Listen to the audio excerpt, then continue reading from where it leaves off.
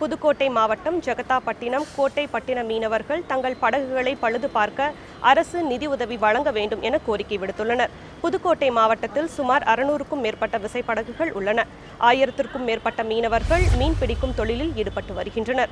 தற்போது மீன்பிடி தடைக்காலம் அறிவிக்கப்பட்டு படகுகள் அனைத்தும் கரையில் நிறுத்தி வைக்கப்பட்டுள்ளன. இதனால் படகுகளுக்கு பராமரிப்பு பணிகள் மேற்கொள்ளப்பட்டு வருகின்றன. பழுது பார்க்க படகு ஒன்றிற்கு 50,000 முதல் 2 லட்சம் ரூபாய் வரை செலவு ஏற்படுவதால் வங்கிகளில் கடன் வாங்கக்கூடிய சூழல் உள்ளதாக மீனவர்கள் கவலை தெரிவித்துள்ளனர். எனவே அரசு தங்களுக்கு நிதி உதவி வழங்கி உதவுமாறும் அவர்கள் கோரிக்கை விடுத்துள்ளனர்.